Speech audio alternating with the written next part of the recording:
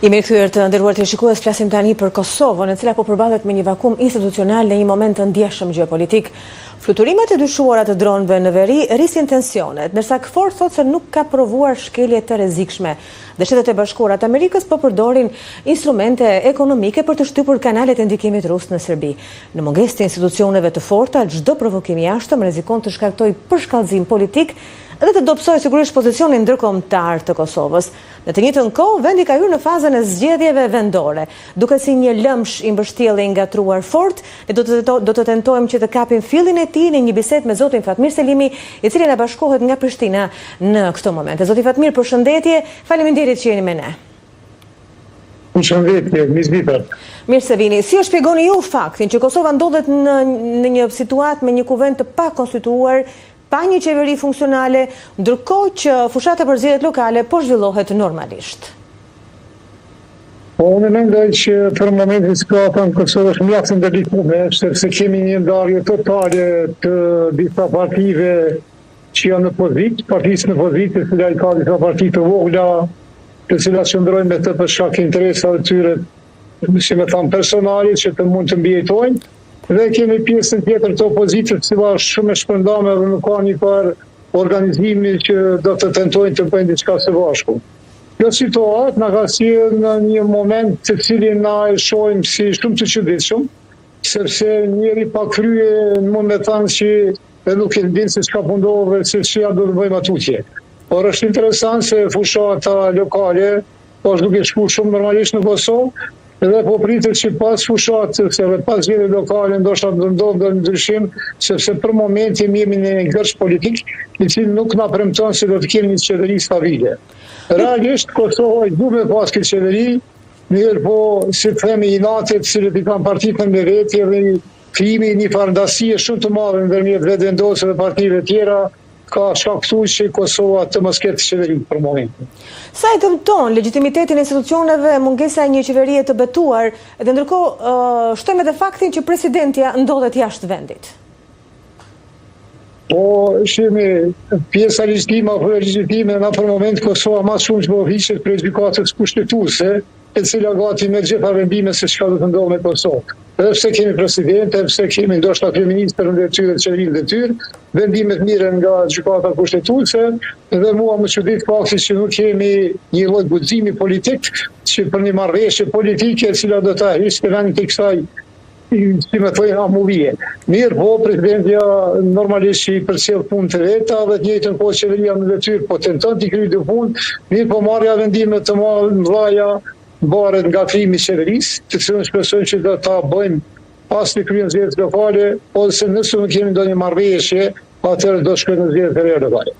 Ndërkohë, a mund të konsiderohet kjo krizë që po përjeton Kosova si pasojë një strategjie politike të qëllimshme, apo e mendoni se është produkt i mungesës së vizionit edhe kompromisit mes partive kosovare?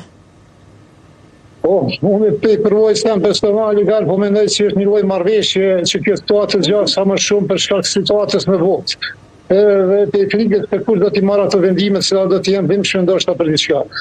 Kjo është një mendim i jam, mirë po mendoj që ne duhet të vedisohemi dhe të arrijmë të atyre një qeveri, sa do që duhemi apo mos duhemi, se prapë na gjithë jemi shqiptar, edhe mendoj se ka mundësi të miremi vetë se flasim të njëjtën gjuhë, edhe mendoj se kemi atë njëjtat qëllime që Kosova të bëhet një vend më i mirë. Nëse nuk e bëjmë këto bashkërisht, atëherë ka marrë dikush tjetër, e ka me na tregu se si bëhet, e atëherë do të jetë vonë që të miremi vesh. Për ata unë mendoj që nganjëherë kjo është një lloj marrëveshje ndoshta gjitha partive, edhe pse situata po duket e çuditshme, prapë mendoj që ka një marrëveshje me partive që kjo situatë të vazhdojë derisa të zgjidhen disa çështje të tjera në botë dhe Kosova ndoshta pas asaj do të stabilizohet dhe do të vazhdojë të ecën përpara. Mirë po kjo po ka një shumë zhvillim ekonomik, i cili ka stagnuar shumë, edhe unë po shpresoj që qeveria ka më themeluar sa më shpejt, edhe kena me pas mundësi që të shohim se çka mund të bëjmë me zhvillim ekonomik e jo me zhvillim politik. Mirë po si mund të lexohet kjo situatë e brendshme tek partnerët ndërkombëtar, të cilët në fakt presin stabilitet nga Kosova për të vijuar atë që quhet shumë e rëndësishme prej tyre, dialogu me Serbinë?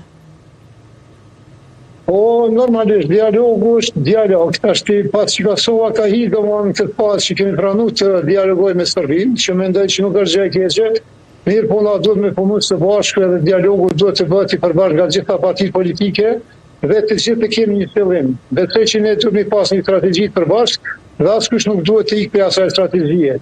Dialogu është një gjë e mirë nëse bëhet në kushte të barabarta. Po mendoj që ndoshta në këtë moment jemi në kushte të barabarta, edhe pajtona në disa raste me politikën e zotit Kurti, i cili nuk është shumë për që të njën vetën ndoshta më të dobë se Serbia. Për këtë rast, mendoj që duhet mu bashku prapë me gjitha partitë politike dhe të vendosë njerëz të ditur, njerëz që dinë se si negociohet, që të arrijmë rezultate sa më të mira.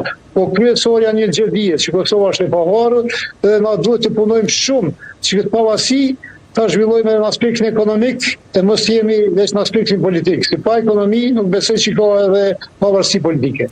Ndërkohë, sipas jush, kush mund të jetë skenari më i mundshëm për të kalimin e kësaj krize? Do të arrihet një marrëveshje politike mes partive apo do të ketë një ndërhyrje të fortë nga faktori ndërkombëtar? Apo mos vallë Kosova rrezikon zgjidhje të reja? Janë tre skenarë që mund të mendoj unë, nuk e di nëse mund të më ofroni ju edhe të tjerë për dalje nga ky ngërç. Po, unë mendoj që cili do opsion që të bëhet për Kosovë më së miri është na të bëjmë një marrëveshje përbashkë politike dhe partitë tona politike të vendosin diçka së bashku, ta formojnë qeverinë të ecën përpara. Nëse dikush për jashtë na ndikon dhe kjo punë bëhet vetëm sa vështirë fat, që unë mendoj që ka pas rezultat dhe pas një periudhe të shkurtër prapë do të kemi zgjedhje të reja.